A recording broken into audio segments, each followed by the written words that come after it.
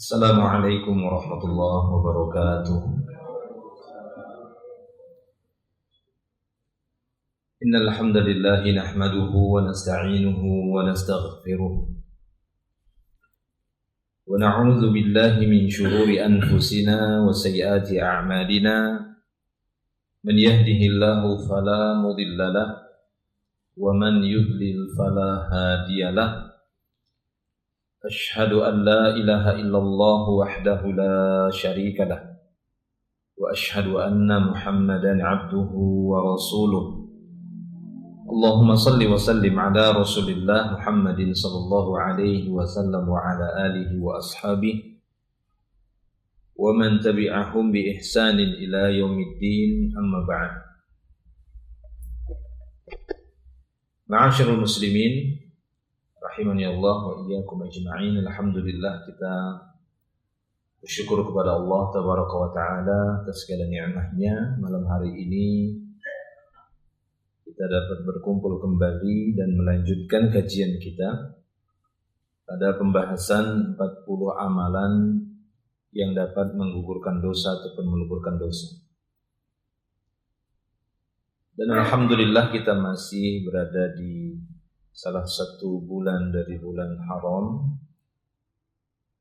Kita masih berada di bulan Dzulhijjah, dan semoga kita tetap senantiasa mendapatkan keutamaan di bulan-bulan haram tersebut. Baik, kita akan lanjutkan di nomor yang ke-32 dari jenis-jenis amalan yang dapat menggugurkan dosa. Di sini penulis menyebutkan beberapa azkar atau zikir-zikir yang bisa menggugurkan dosa. Jadi sempat saya hitung, beliau mencantumkan di sini ada 7, ya. Ada 7 bentuk zikir yang bisa diucapkan ataupun dirutinkan oleh setiap muslim dan muslimah yang nantinya dia akan mendapatkan maghfirah dari Allah Subhanahu wa taala. Jika memungkinkan kita jelaskan secara keseluruhan, alhamdulillah. Jika tidak, nanti sebagian dulu kita jelaskan dengan ringkas dari masing-masing zikir yang disebutkan pada poin yang ke-32 ini. Tentang beberapa zikir di dalam Islam yang keutamaannya bisa menggugurkan dosa.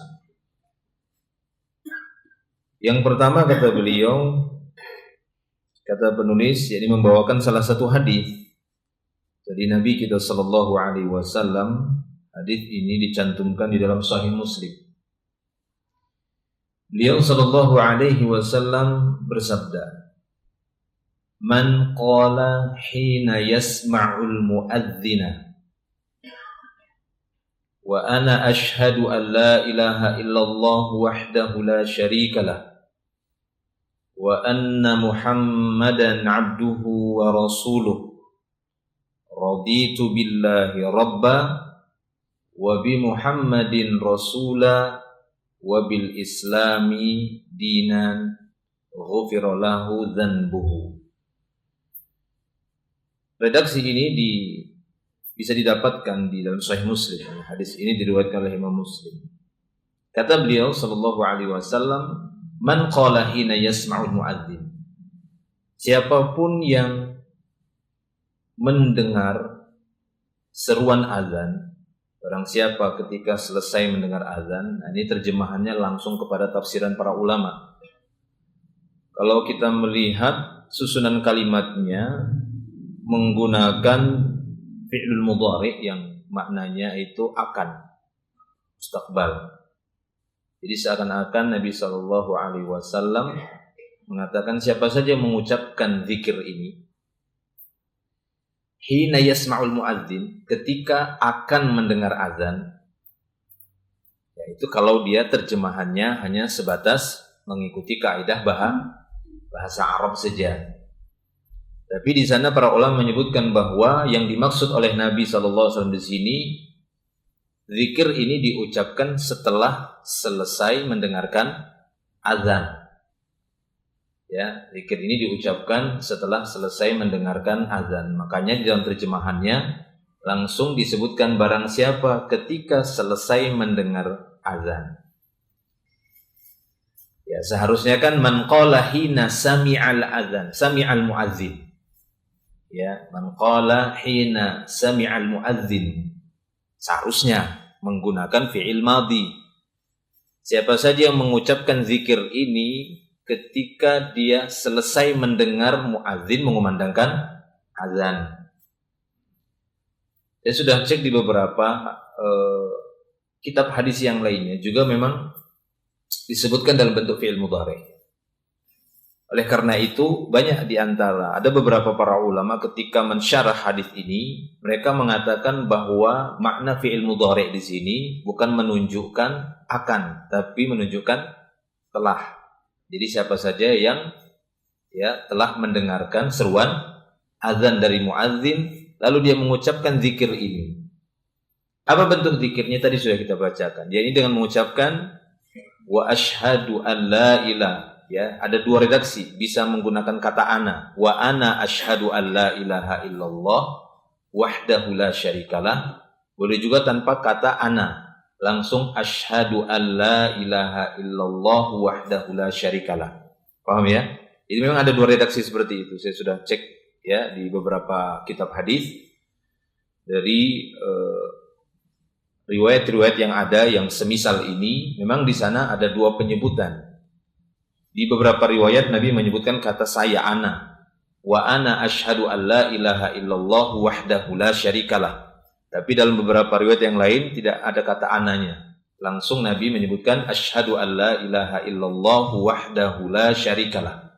Jadi dua-duanya boleh dipakai. Ya, kedua-duanya boleh dipakai. Itu sama seperti ucapan setelah bangkit dari ruku. Ya, i'tidal. Itu ucapan Rabbana lakal hamdu itu ada 4 riwayat di sana disebutkan. Ada Rabbana lakal hamdu, ada Rabbana walakal hamdu, ada menggunakan Allahumma. Ya, Allahumma Rabbana lakal hamdu, ada Allahumma Rabbana walakal hamdu. Dan 4-4 itu boleh digunakan, tapi jangan 4-4-nya dibaca. Mungkin dari ruku jangan 4-4-nya dibaca, satu aja maksudnya. Cuma manapun dari keempat itu silahkan, boleh. Nah sama seperti ini. Selesai mendengarkan azan, lalu kita mengucapkan wa ana asyhadu an la ilaha illallah wahdahu la syarikalah, boleh. Tanpa kata ana juga boleh. Langsung asyhadu an la ilaha illallah wahdahu la syarikalah. Lalu disambung dengan ya kalimat wa anna Muhammadan abduhu wa rasuluh. Lalu disambung lagi dengan kata raditu billahi rabba wa bi Muhammadin rasula wa bil islami dina. Jadi itu kalimatnya secara lengkap. Ya, terutama ini dicantumkan dalam Sahih Muslim. Ini ketika kita selesai mendengarkan azan, maka disunnahkan bagi kita untuk mengucapkan zikir ini. Karena faidahnya akan mendapatkan maghfirah. Di akhir hadis Nabi SAW menyebutkan ghufira lahu dzanbuhu, maka dosanya akan diampuni. Ketika dia selesai mendengarkan muadzin mengumandangkan azan sampai di akhir azan yaitu la ilaha illallah, lalu dia mengucapkan asyhadu an la ilaha illallah wahdahu la syarikalah, atau dia langsung wa ana asyhadu an la ilaha illallah wahdahu la syarikalah wa anna Muhammadan abduhu wa rasuluh raditu billahi rabba wa bi Muhammadin rasulah wa bil islami dina. Maka dia akan mendapatkan maghfirah atas dosa-dosanya, diampuni dosa-dosanya. Baik. Tapi kalau kita ingin menyimpulkan secara keseluruhan, karena ini kan satu hadis saja, sebagai bukti bahwa zikir yang diucapkan setelah azan, dan azan itu hanya berlaku pada sholat 5 waktu saja. Ya, tidak kita dapati disepakati oleh para ulama azan di tempat yang lain. Maksudnya pada amalan yang lain. Ya, apalagi di kuburan itu jelas. Sampai-sampai para ulama memberikan komentar. Sekiranya azan itu dibolehkan ya dibolehkan ketika di kuburan, maka yang lebih pantas dikumandangkan adzan itu ketika sholat jenazah. Karena kan adzan masih berkaitan dengan sholat. Kata mereka seperti itu. Kalau dibandingkan mana yang lebih utama, mengumandangkan adzan di kuburan atau adzan ketika mau sholat jenazah? Kalau ini hanya berdasarkan akal, gitu maksudnya. Maka menurut akal gitu ya, lebih utama adzan itu dikumandangkan untuk sholat jenazah. Tapi kenapa nggak ada ulama yang berpendapat? Karena nggak didapati juga Nabi seperti itu. Nggak ada para ulama berpendapat bahwasanya kalau mau sholat jenazah adzan. Nggak ada kan begitu. Karena jelas sekali menyelisihi apa yang sudah diajarkan oleh Nabi kita SAW untuk sholat jenazah itu tidak ada adzan. Apalagi di kuburan lebih lagi. Yang berkaitan dengan sholat sekalipun itu tidak ada adzan, yaitu sholat jenazah. Apalagi di kuburan. Adapun berkenaan dengan mengadzani anak yang baru lahir, memang di sana khilaf para ulama karena berbedanya para ulama di dalam menilai hadis-hadis yang datang, ya, yang tercantum di dalam kitab-kitab hadis. Mereka mengoreksinya, di mana hadis-hadis tersebut banyak didapati dengan jalur periwayatan dan sanadnya yang lemah, sehingga mereka tidak mengamalkan apa yang terdapat atau matan yang terdapat dalam sanad yang lemah itu. Ya, taib. Wallahu a'lam bishawab. Dan ada sebagian yang menghasankan tentang hadis-hadis azan tersebut, ya, bagi anak bayi yang baru lahir. Dan hadis yang sangat lemah itu yang di sana disebutkan redaksinya azan telinga kanan, iqamat telinga kiri, itu lemah sekali, dhaif jiddan. Ada sebagian sejumlah ulama yang masih menghasankan dan boleh diamalkan, yaitu cukup mengazankan.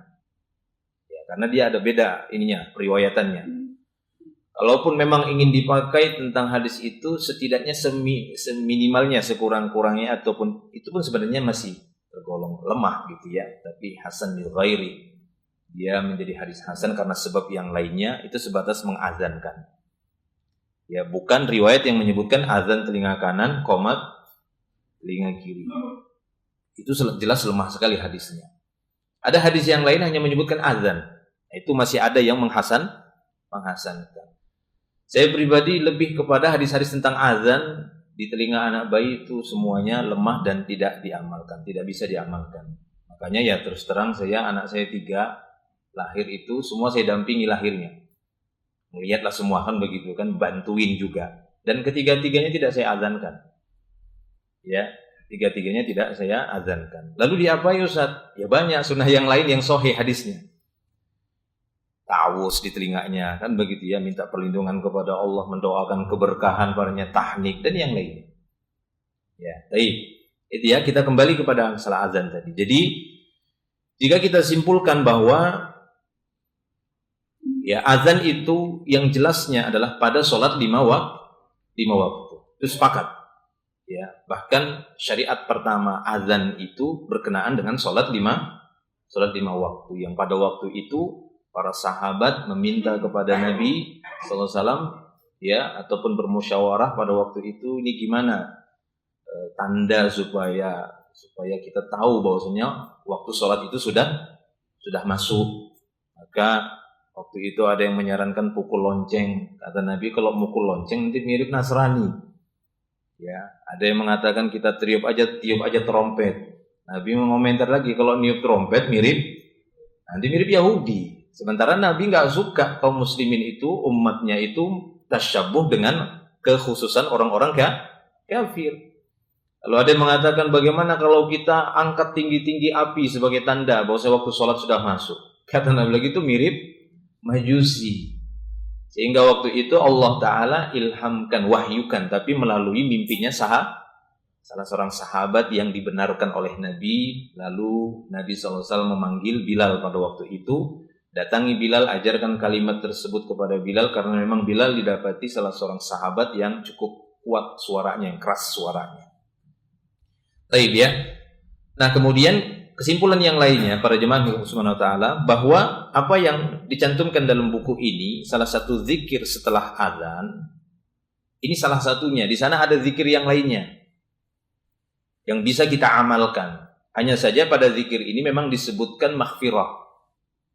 Ya, pengucapan zikir ini yang mengucapkannya setelah azan akan mendapatkan apa? Maghfirah, ampunan dari Allah Ta'ala atas dosa-dosanya. Cuma di sana ada zikir-zikir yang lain yang bisa diucapkan setelah azan. Di antaranya adalah mengucapkan semisal apa yang diucapkan oleh muadzin.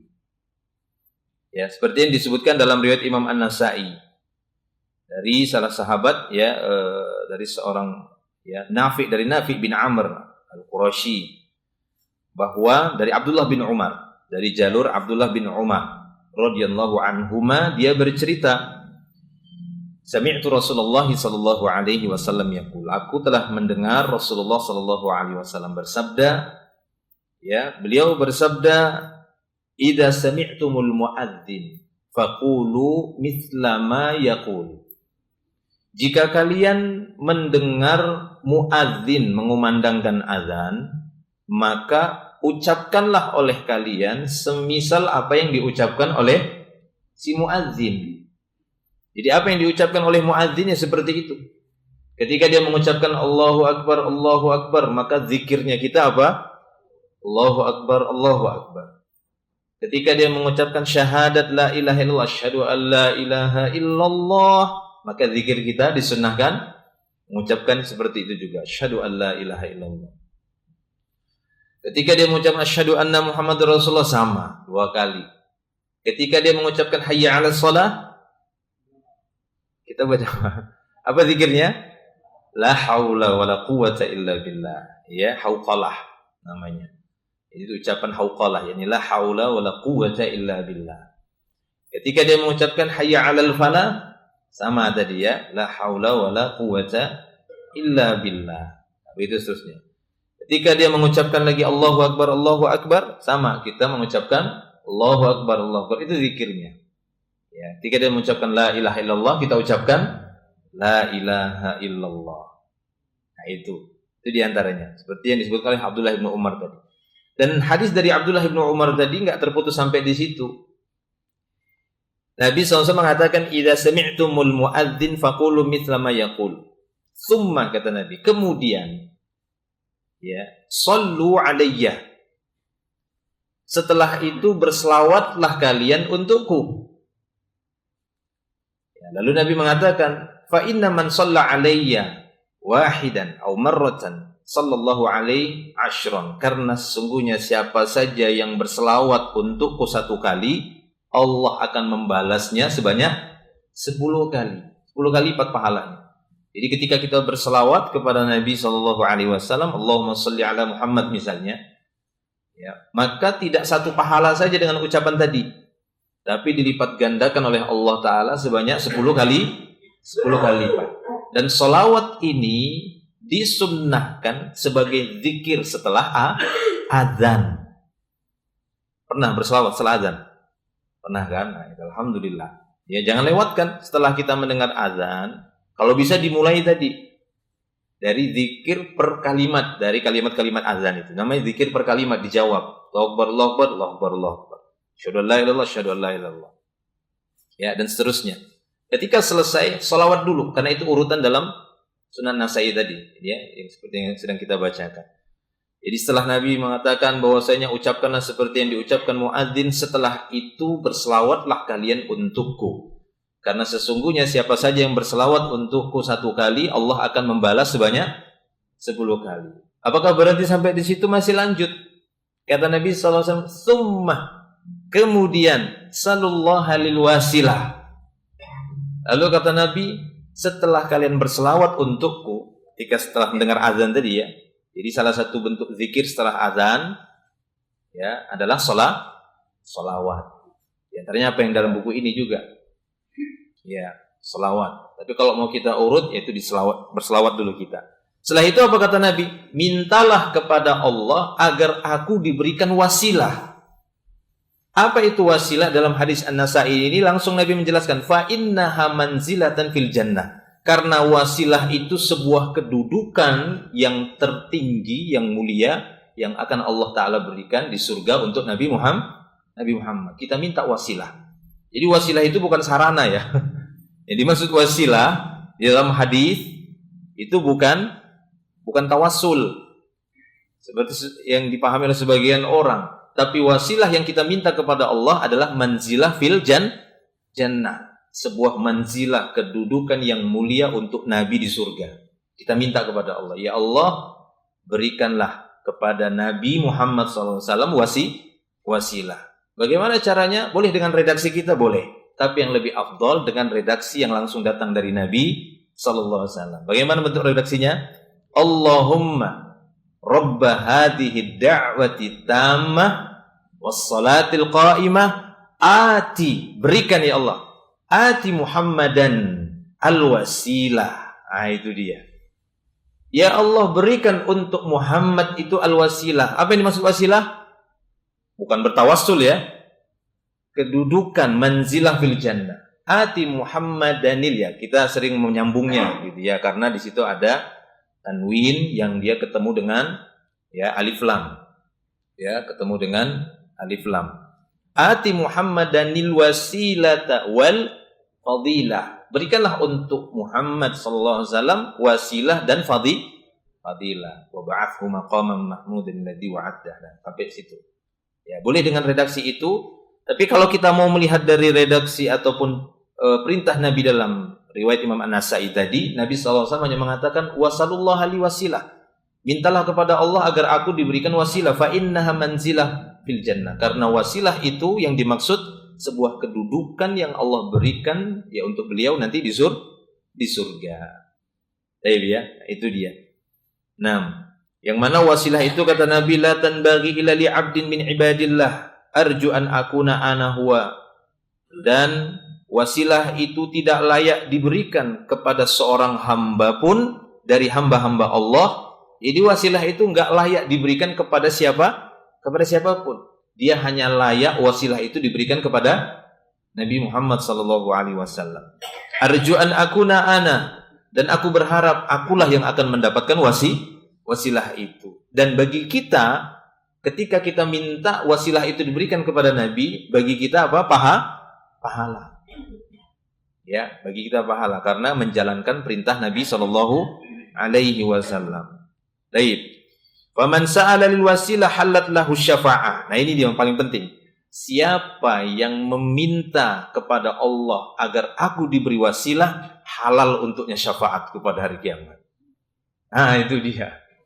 Ya, jadi jangan segan-segan, jangan malas-malas untuk ya berdoa ataupun berzikir ini setelah azan. Jadi banyak sebenarnya hal-hal yang berkaitan, syariat-syariat yang berkaitan setelah azan. Ini masih pembahasan kita berkaitan dengan zikir, belum nanti dengan amal.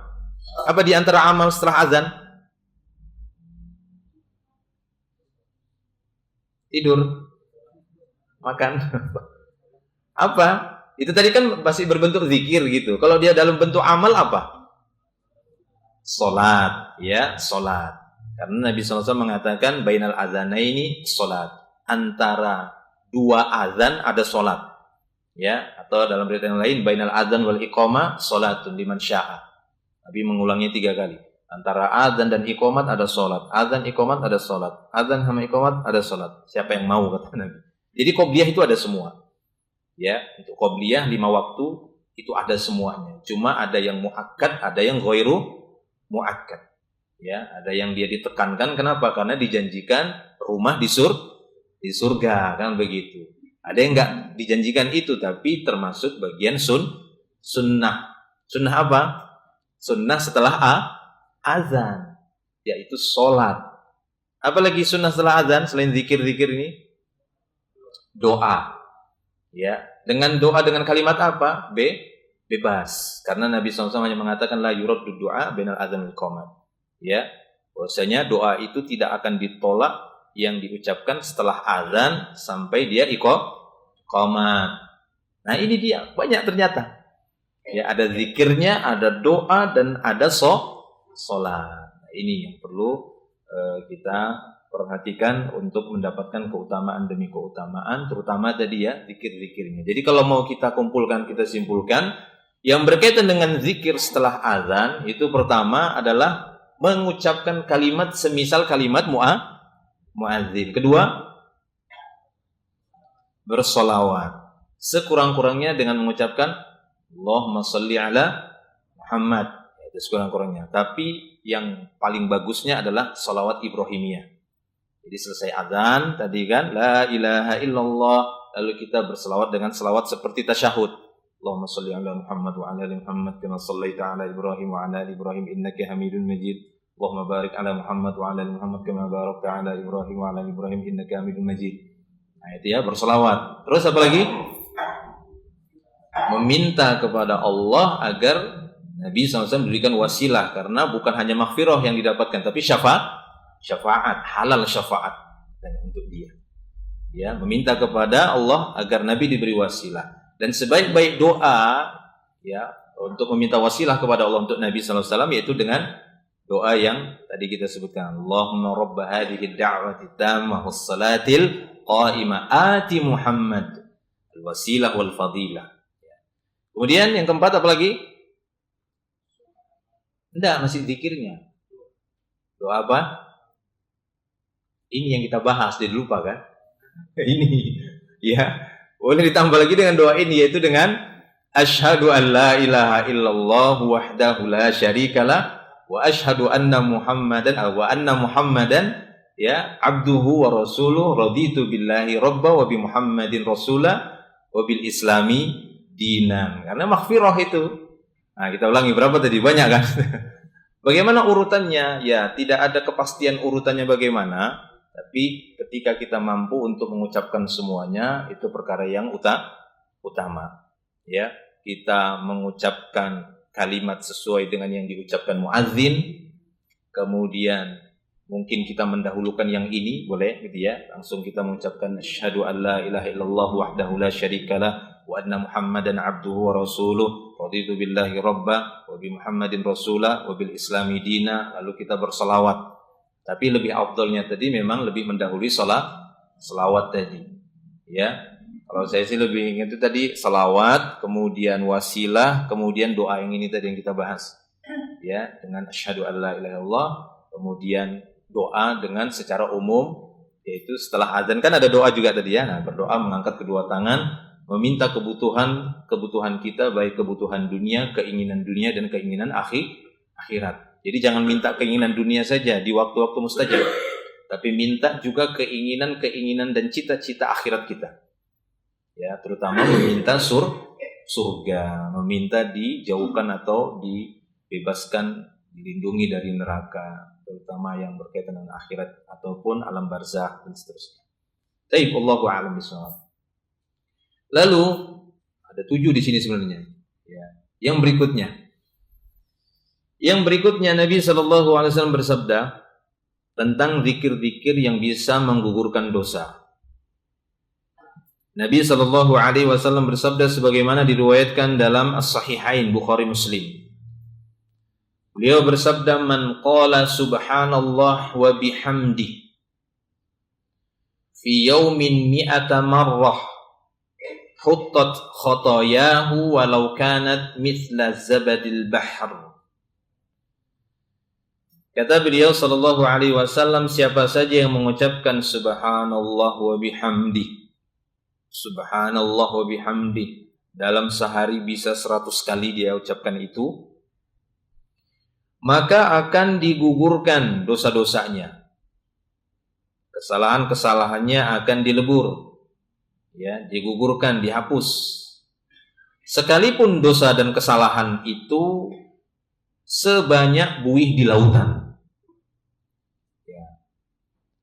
Hal ini menunjukkan bahwa sebenarnya yang pertama faedahnya, ternyata doa manusia itu banyak betul. Ternyata dosa manusia ya, bukan ya. Ternyata dosa manusia itu banyak sekali. Sampai-sampai Nabi SAW mengatakan walaupun kesalahan-kesalahannya itu mislu zabadil bahar, walaupun sebanyak buih di lautan. Siapa yang bisa ngitung buih di lautan itu berapa? Ini menunjukkan dosa anak Adam itu banyak. Ya, banyak sekali. dan butuh dihapus karena itu berat, beban. Kesalahan-kesalahan itu adalah beban bagi si hamba itu sendiri. Apalagi kalau sampai dia bawa mati. Itu berat. Ya, itu sebuah beban yang sangat berat. Kenapa? Karena nanti akan menghalangi dirinya untuk mendapatkan hasanat yang dia lakukan. Ya. Balasan atas kebaikan itu akan terhalangi. Kenapa? Karena untuk mengimbangi kesalahan. Ya, jadi untuk mengimbangi kesalahan supaya dia dibebaskan dari kesalahan, terkadang Allah Subhanahu wa taala menjadikan hasanatnya itu sebagai ganti. Ya, sebagai ganti. Kalau hasanatnya, kebaikan-kebaikannya itu tidak bisa mengganti sayiatnya, itu yang jadi repot lagi nanti. Yang tersisa adalah sayiatnya, yang tersisa khotoyanya, yang tersisa dzunubnya, dosa-dosanya. Habis sudah kebaikannya. Ini belum lagi nanti urusannya dengan manusia. Nah, maka ketika anak Adam itu masih memiliki jatah kehidupan, ya perbanyaklah melakukan amalan-amalan yang bisa menggugurkan dosa-dosa. Ya, di antaranya ini, yaitu dengan ucapan yang ringan, subhanallah bihamdi. Dalam hadis yang lain Nabi mengatakan ini kalimat yang ringan di lidah. Kata Nabi SAW dalam hadis yang lain, ya, ada dua kalimat kata Nabi, kalimatani khafifatani fil lisan, kata Nabi. Ada dua kalimat ringan betul di lidah. Ya. Saqilatani fil mizan, tapi sangat berat kalau nanti ditimbang di mizan. Timbangan itu berat dia langsung. Sebagai timbangan hasanat. Ya, bisa mengalahkan sayiatnya. Jadi dia berat itu kalimat itu. Saqilatani fil mizan. Habibatani ilar rahman. Dan dua kalimat itu juga ya sangat dicintai di sisi Allah. Jadi ketika kita mengucapkan dua kalimat tadi atau salah satu dari keduanya, Allah langsung cinta sama si hamba tadi. Apa dua kalimat itu kata Nabi? Ini salah satunya. Subhanallah bihamdi, atau boleh subhanallahil azim. Ya. Salah satunya ini subhanallah bihamdi. Subhanallah bihamdi. Nah, kata beliau sallallahu alaihi wasallam, yaitu manfaat dari kalimat ini yang lainnya gitu ya. Ternyata ucapan subhanallah bihamdi itu tidak hanya menggugurkan kesalahan, walaupun kesalahannya sebanyak buih di lautan, ternyata ucapan subhanallah bihamdi itu bisa mendatangkan cinta di sisi Allah. Ya, dan memberatkan daun timbangan kebaikan serta menjadi kalimat yang ringan. Kan enak seperti itu. Kita kan suka yang begitu, nyantai tapi gaji besar. Ya kan? Semua itu kita suka begitu, itu rata-rata. Saya juga suka begitu. Nyantai tapi gaji besar, itu paling enak sudah seperti itu. Yang nggak enak itu udah capek berat, gajinya besar, gajinya kecil, itu repot. Nah ini dia kata Nabi kita SAW, ringan, artinya gampang, nggak susah, nggak mengeluarkan dana, nggak mengeluarkan tenaga yang besar, bisa santai-santai mengucapkan itu ringan. Subhanallah bihamdi. Ya, itu bisa memberatkan timbangan, dicintai di sisi Allah Ta'ala. Dan diantaranya di sini beliau mengaitkan dengan jumlah, yaitu 100. Jadi kadang ada sebuah zikir atau amalan secara umum ditakyid, namanya muqayyad. Ya. Dan pengaitannya itu, takyidnya itu tidak kepada banyak perkara. Kadang dia dibatasi hanya sebatas jumlah. Ada amalan itu yang dia takyidnya itu kepada tempat. Ya kan? Ada amalan itu yang nanti dia atau zikir itu ditakyidkan itu kepada waktu. Ada yang dia dikaitkan kepada perbuatan-perbuatan tertentu setelah melakukan kesalahan, ketika tergelincir, gitu kan? Ya memang dikaitkan ke sana. Ada yang memang dimutlakkan, diitlakkan, nggak ada pengaitnya, cuma disuruh mengucapkan saja. Ya, hanya disuruh mengucapkan saja, seperti contohnya seperti ucapan subhanallah walhamdulillah wala ilaha illallah Allahu akbar, ini lebih baik dari ini dan ini, kata Nabi SAW. Bagaimana kaifiatnya? Bebas, dimutlakkan sama Nabi. Nah kalau ini dikaitkan sama Nabi dengan jumlah, waktunya bebas, kan berarti gitu kan? Karena waktunya dimutlakkan. Ya, waktunya bebas, tempatnya bebas. Ya, keadaannya bebas. Yang penting yang dikaitkan oleh Nabi di sini hanya jumlah. Jadi yang kita fokus di situ jumlahnya saja. Sehingga kita upayakan kita mengucapkan subhanallah bihamdi supaya mendapatkan keutamaan ini, diampuni dosa-dosa, kita ucapkan ya dalam sehari itu 100 kali. Baik, Allahu a'lam.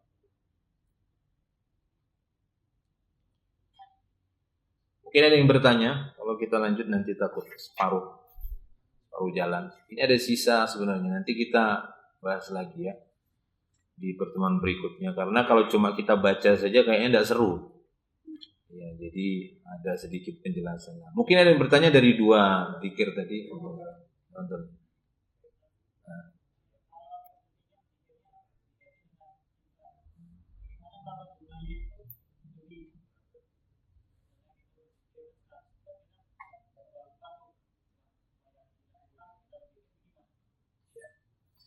Nah, jadi apabila amalan-amalan yang berkaitan dengan ditakkidkan dengan jumlah dan amalan itu wajib, dan amalan itu adalah amalan yang wajib, maka biasanya di sana dia itu ada qadha namanya, ada kafaroh, biasanya seperti itu, ya, ada qadha penggantian ataupun setidaknya kafaroh atau dia fidyah. Nah seperti itu dia. Itu kalau pada amalan-amalan yang wajib yang berkaitan dengan jumlah, seperti sholat 4 rakaat, isya maghrib 3 rakaat, kurang 1, udah apakah bebas? Enggak kan? Ada penggantian, kan begitu dia. Ya, kemudian ada nanti sahwinya juga. Nah, biasa seperti itu. Seperti memberi makan, misalnya kafaroh memberi makan 60 orang miskin atau 3 orang miskin, masih kurang, atau fidyah sekian, kurang dia jumlahnya. Nah, dia harus menutupi jumlah tadi itu yang masih kekurangan. Nah, adapun pada amalan-amalan yang dikaitkan dengan jumlah, tapi amalannya itu sunnah, maka kata para ulama tidak ada keharusan untuk disempurnakan, maksudnya. Jika dia lupa, maksud saya.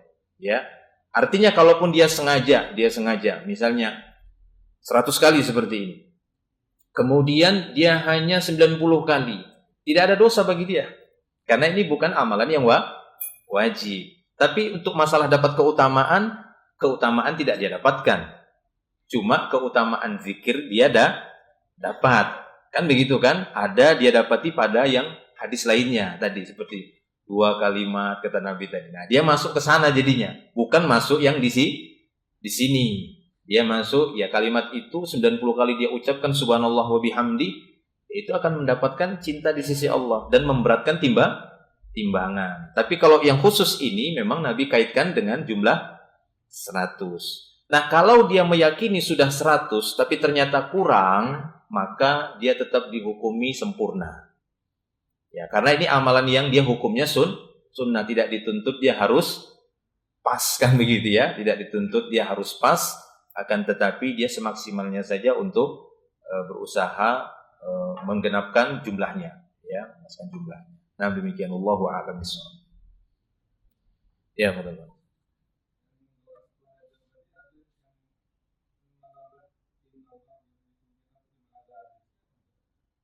Innallah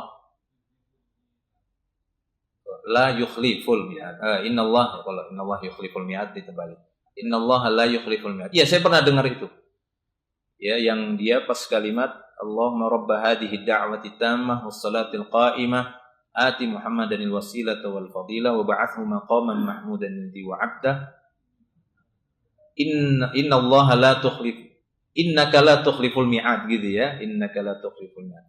Allahu a'lam, saya belum mendapati tambahan itu di riwayat-riwayat yang menyebutkan doa ini. Yang saya dapatkan dari hadis-hadis yang sahih, gitu ya, itu sampai kepada wa ba'athu maqaman mahmudanil ladzi wa'adta. Udah sampai di situ. Tik. Ya. Saya belum dapati ada tambahan tadi innaka la tukhliful mi'ad atau innallaha la yukhliful mi'ad. Saya belum dapati ada tambahan itu. Maka kita cukup bersandar dengan hadis-hadis yang sahih yang di sana disebutkan hanya sampai wa'adta, itu saja. Itu sama kasusnya seperti saya pernah ditanya tentang doa, itu nanti ada bahas lagi ya. Doa selesai wudu. Kan ada macam-macam itu doa selesai wudu. Nah, ada salah satu doa selesai wudu itu Allahumma ja'alni minat tawwabin Waj'alni minal mutatahhirin. Nah, sampai di situ kalau hadis-hadisnya. Lalu apa tambahan? Saya kecil itu hafal.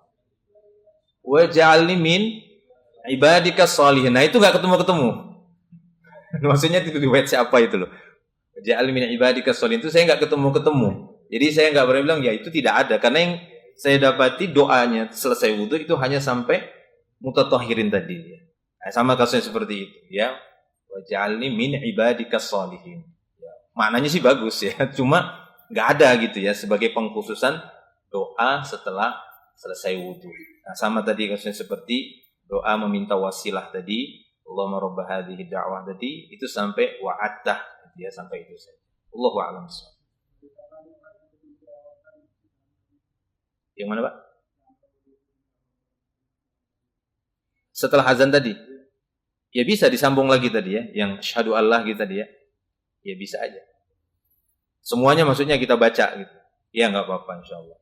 Jadi ketika di sana ada doa-doa yang memang dibolehkan gitu ya bagi kita untuk menggabungkannya, artinya tidak ada indikasi dari Nabi SAW, ya tidak ada dari beliau indikasi untuk satu aja, maka nggak apa-apa semuanya itu kita ucapkan, nah, gitu ya, tidak mengapa. Kecuali memang di sana ada indikasi dari Nabi menunjukkan tidak boleh digabung.